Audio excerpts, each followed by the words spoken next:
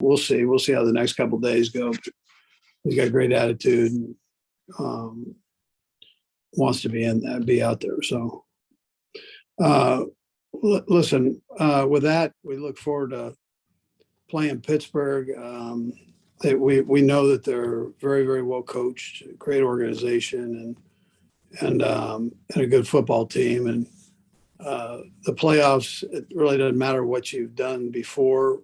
When we played, it's about now, and everything's a little faster in the playoffs and more aggressive. It's just how the nature of this thing and how it works. So we've got to make sure that we get ourselves right and go through that process. So we're playing Sunday night. We've had a couple of days. Players have had a couple of days off here, and to freshen up, and they'll be back in tomorrow and ready to go. So with that, time's yours. Let's go first to Herbie Tiopi. Go ahead, Herbie. Coach, you mentioned the players freshening up. I have two questions, Brad. The first one, you mentioned the players freshening up, Coach. What are your expectations for Tyreek Hill this week, given that he has had a couple of days now to rest that heel?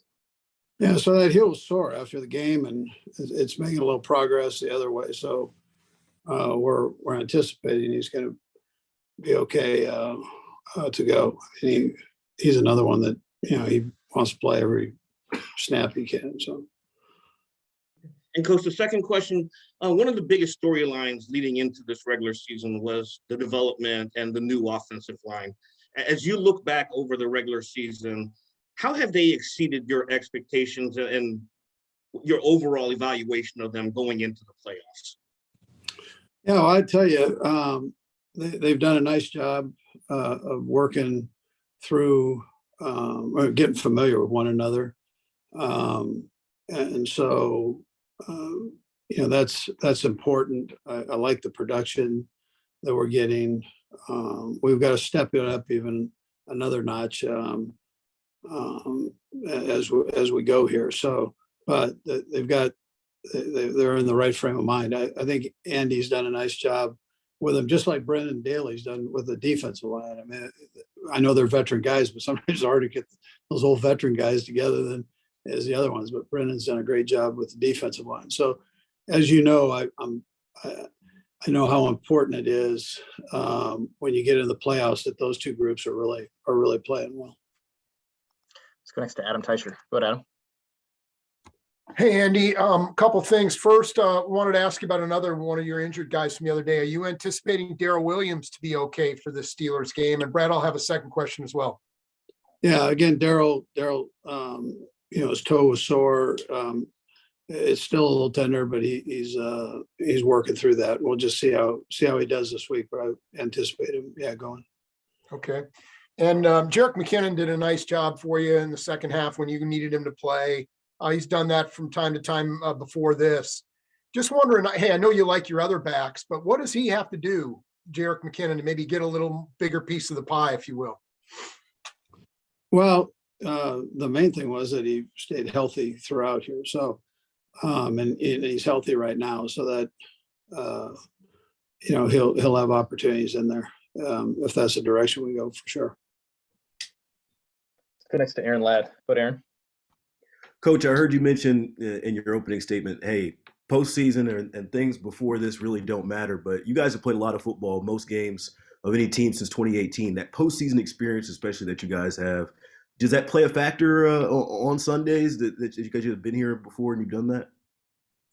You know what? I think the one thing, Aaron, that's good about it is the veteran guys that have been through it with us can tell the young guys, because we got quite a few young kids that are playing right now, and all of a sudden they're into game 18 here and going, holy Toledo. I mean, we thought we had a long season at 12, when they were playing college football. So it's I think that's a positive to know the speed of the game. I think is be able to share that with them is important. You don't know until you get in there, but for whatever reason, at each level you go up in the playoffs, the speed of the game picks up. I mean, that's just the urgency level it's all single elimination. So the urgency level goes up. But that's what I tell you. Yeah. go next to Pete Sweeney. Go ahead, Pete. Coach, the first time around, TJ Watt likely to be the defensive player of the year, pretty banged up, this time a little bit healthier. So how much do you have to be cognizant of what he does and to ensure that maybe he doesn't wreck your game plan? Yeah, he sure looked healthy yesterday, and I wouldn't slight 56 on the other side either. They've got good rushers, 97's Pro Bowler too, and a big time player. Those guys are that's a healthy defensive front that can bring it. And Watt is one of the best in the business at it. So yes, I would tell you we need to be aware of them. Yeah. Let's go next to Vahe. Go ahead, Vahe.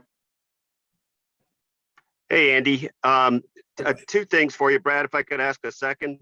One, Andy, first of all, I just wonder how you quantify Patrick's growth this year. It's been a little different kind of season in some ways, but obviously he's advanced a lot too.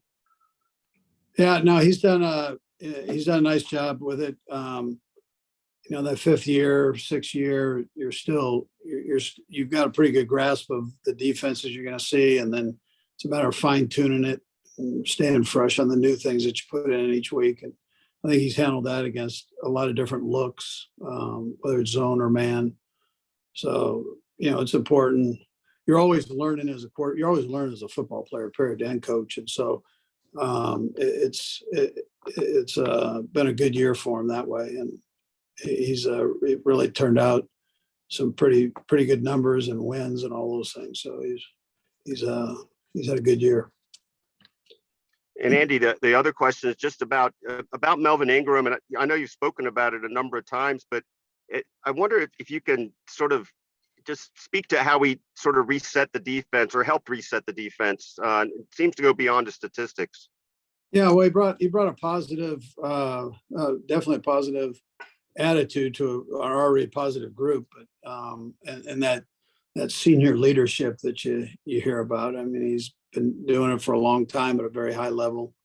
And then he and Brendan Daly matching up together, I think, just was like a perfect fit. And so I don't want to slight Brendan on all this because he's a fine football coach and does a really good job with that group. And we've brought guys in that have come from little different situations. When you got to make sure that they all kind of dance the same dance, and he's done good with that. And then Ingram fit right in there, man. I mean, his attitude he's very smart, and his attitude is phenomenal. And all the guys respect him by. So We've got 4 more. We'll go right down the line, starting with Matt Derrick. Go ahead, Matt. Hey, Coach, this is always a difficult day around the league at the end of the season. Wondering if you had a chance to talk to Matt Nagy and any of the other guys, and what is your message to coaches who are going through what they are today? Yeah, listen, they've had an opportunity to be 1 out of 23 people in the whole, or 20, how many ever people we got in this league, in the whole world. And so that doesn't happen very often in your life, right? Where you're that small of a minority there. So it's been an honor to coach against some of these guys, to work with some of them, and they're going to have bright careers going down the road. So there are always little humps in this thing that you go through, and that you got to just kind of get through the valley to get to the peak, and it happens. It's a crazy business that way, but they're all good guys. I know all of them, and they're great guys, and they can basically do what they want to do from here. So. Let's go next to Sarin Petro. Go ahead, Sarin.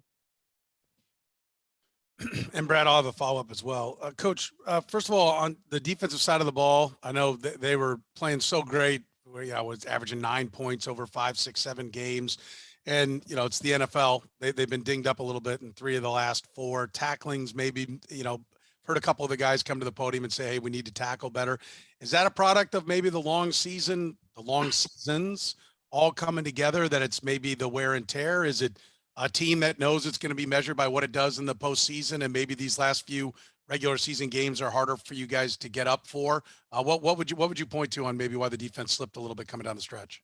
Yeah, well, I mean, they're good teams we're playing, but we can do better in those areas. The guys know that. I mean, uh, they're the first ones to know if they missed a tackle or not. So the thing you do is you go back to your fundamentals and you just tune it up for the playoffs and make sure that you're right here. So when this game starts, so you go through highs and lows during the season, and we started off both sides of the ball and special team. We were just kind of cruising along there, not doing as well as where we thought we could be, and then we picked it up, and you end up.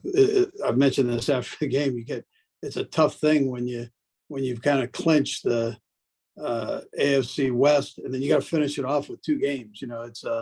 It's a weird dynamic, to say the least, because you busted your tail to get that first step taken care of, and that's the AFC West. So, so now you got to get back and kind of retool some things, both sides of the ball and special teams, and clean some things up, and we'll work on that this week.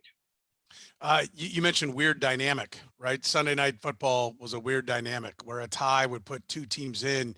You've talked about watching the games. We also hear you talking about, phone calls between you and other coaches, you and Coach Madden when he was alive. And I'm just curious, amongst your fraternity of guys you're talking about, we know the fans were all saying, my God, are they going to come out and just take a knee and, knee it all the way to the finish line and they both go in? Like, what was the conversation amongst coaches as to the weirdness of how this thing was going to play out with the final game?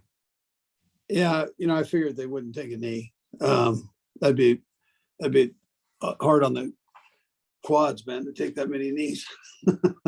So I think I felt like the guys were going to play and then just go about their business that way. And then it comes down to the last 2 minutes, and you're going, my goodness, here we sit. It was interesting.